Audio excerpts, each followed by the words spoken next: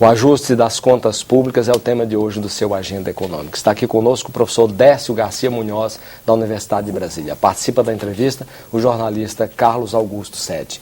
Professor, vamos entrar um pouquinho no balanço de pagamentos. A conta principal do balanço de pagamento, transações correntes, apresentou no trimestre deste ano, primeiro trimestre, 12,1 bilhões de dólares de déficit, né? E as projeções já são traçadas de um déficit anual em torno de 60 bilhões de dólares para o ano de 2010 na conta de transações correntes. Primeiro, eu queria que o senhor explicasse um pouquinho a importância da conta de transações correntes e de onde vem esse déficit, por que ele surgiu de repente.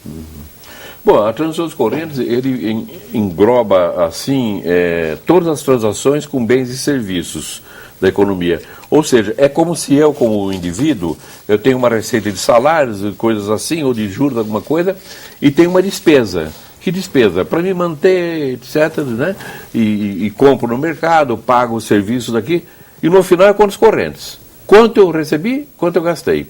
O país é assim, todos os bens e serviços que ele compra do mundo, e todos que ele vende. Quando fecha a conta corrente. Se faltou dinheiro, eu assumo uma posição de devedor. Se sobrou dinheiro, eu assumo uma posição de credor. Ou seja, ou está sobrando dólar na minha mão, né, naquele período, ou está faltando. O Brasil tinha um problema nos anos 80, nos anos 90, com o Plano Real, que foi exatamente faltar dinheiro. Por quê? Porque eu importava com dólar barato, e fiz uma dívida de quase 200 bilhões. Dificultou as exportações através da paridade cambial. Paridade cambial. Dólar muito barato, importava muito e vendia pouco. Fiz um desequilíbrio de torno de 180 bilhões de dólares e quebrei junto com a Ásia em 97, 98. Por quê? Países que tinham uma dívida grande, externa, que estava subindo, desequilíbrio, e moeda valorizada. Quebraram todos. Às vezes o pessoal fala assim, não, eu quebrei porque a Ásia quebrou. Não, senhor, todos quebraram pela mesma razão. E agora, qual a situação? Voltamos àquela situação. Mas antes é o seguinte, quando o Brasil quebrou, ele teve que reajustar o câmbio. Reajustou o câmbio e foi reequilibrando a situação externa. Quando esse governo entrou, pegou o câmbio lá em cima, em parte pela especulação, que estava muito alto, mas em vez de puxar para o nível normal, ele puxou aqui para baixo e repetiu o real, com valorização. O real valorizado. O dólar muito barato, muito o real barato, valorizado. valorizado. Aí, bom, e aí nós quebramos? Eu falei, não quebramos. Por quê? Porque surge, né, a China com um crescimento inacreditável em termos de padrões históricos no mundo, e o crescimento dela começou a importar, puxar as importações de minerais em geral, petróleo, minérios em geral e produtos agrícolas também, alimentícios.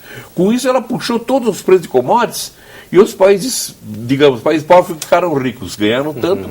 Todas as economias pobres cresceram muito naquilo lá.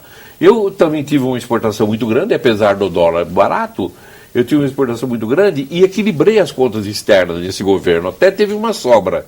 Apesar do dólar valorizado, eu acabei tendo uma sobra de dólares. Bom, quando vem a crise, o que acontece? Desaba a economia mundial, as exportações mundiais caem em torno de 30%, as exportações brasileiras caem em torno de 25%. As exportações caem bastante, as importações não.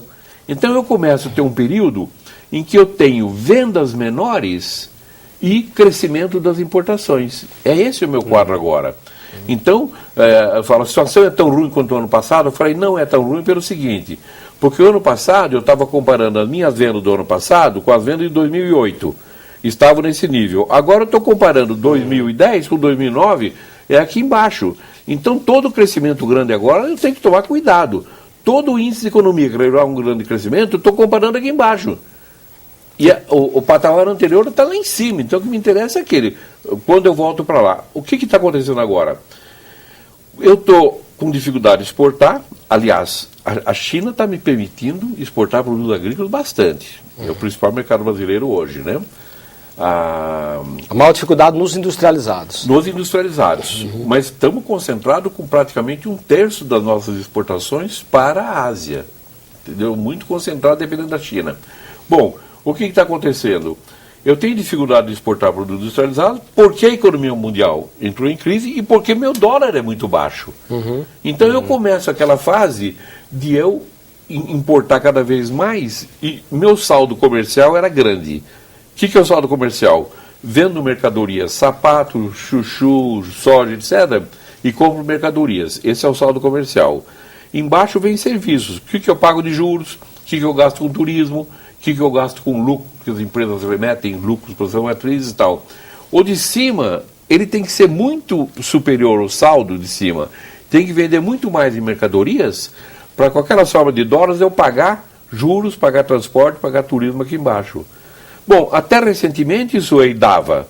Agora não. Se o saldo comercial é cada vez menor, agora é praticamente zero, como é que eu vou pagar as despesas de lucros, de remessa de dividendos, de transportes internacionais, de juros, tal. Eu não consigo pagar. O que acontece? Em 3 meses, me faltaram 12 bilhões de dólares e a projeção é de 60 bilhões de dólares no ano.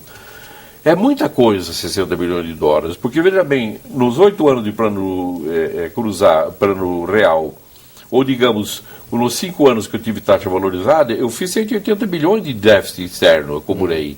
Agora, no ano, eu estou fazendo 60. O que significa que me fragiliza externamente e eu volto o quê? A situação de fragilidade de 97, 98, que levou a Ásia, o Brasil e o México um pouco antes de Rondão. Quais são os desdobramentos dessa questão? Os desdobramentos é o seguinte, o governo fala assim, eu tenho bastante reservas.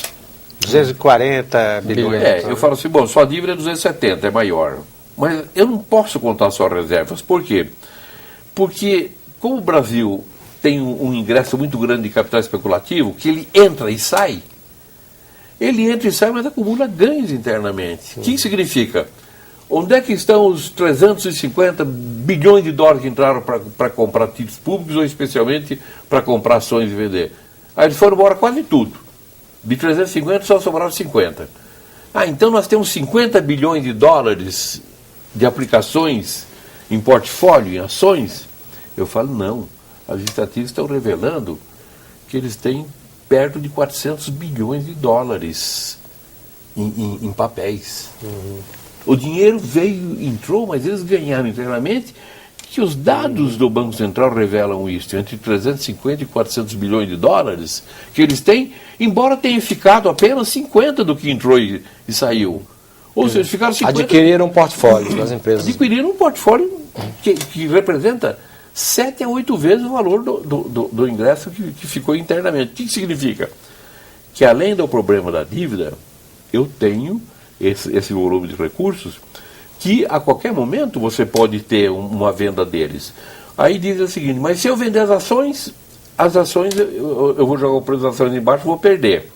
Eu falo, vai perder uma parte do que ganhou, como aconteceu depois da crise, em que as ações eram 300 e tanto, passaram para 150 bilhões de dólares.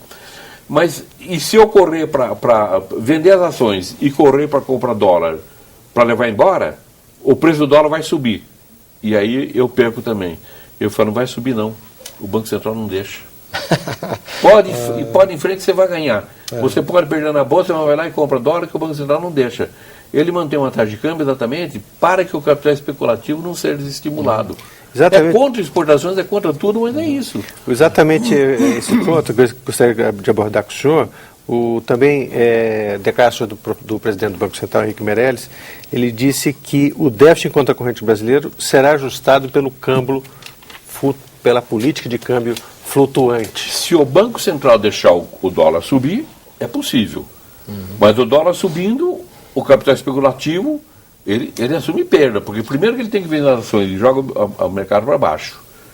E aqueles ganhos que fez hoje, as ações caindo, ele perde.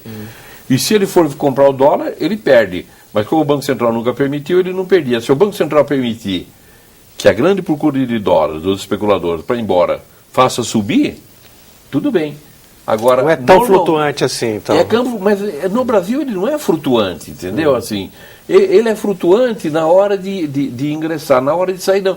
Ora, se o dólar entra e sai quase o mesmo volume de capital especulativo, não era para eu ter esse capital especulativo pressionando o dólar. Veja bem, por que o dólar está lá embaixo? É porque eu vendo muitos bens e serviços no exterior e enche o mercado de dólar? Eu falo, não. Tanto é que eu estou com um déficit de 12 bilhões. É pela entrada e saída de dólar.